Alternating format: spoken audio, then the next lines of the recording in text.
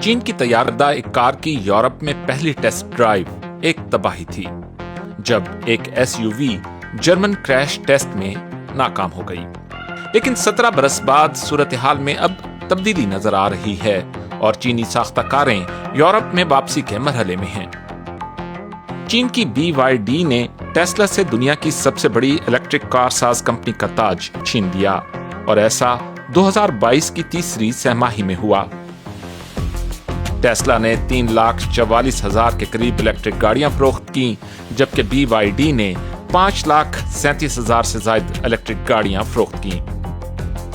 Tesla صرف electric کاریں تیار کرتی ہے، BYD کی آدھے سے زیادہ فروخت پلگ ان ہائیبرڈ گاڑیوں کی ہے۔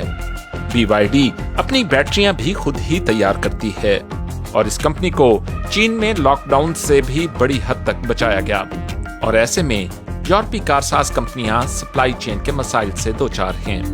چین کئی سالوں سے الیکٹرک کاروں کی اپنی صنعت کی ترقی میں لگا رہا ہے۔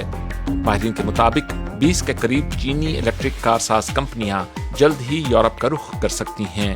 ان میں نیو، SAIC، گریلی اور گریٹ وال موٹرز شامل ہیں۔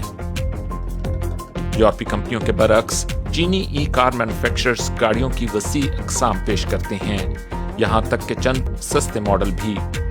یورپ میں ایک الیکٹرک کار کی اوسط قیمت 55,821 یورو ہے، جبکہ چینی کار کی اوسط قیمت 31,829 یورو۔ چینی گاڑیوں میں دیگر خصوصیات کے ساتھ گاڑی کی پرانی بیٹری دے کر نئی لینے کا آپشن بھی موجود ہے۔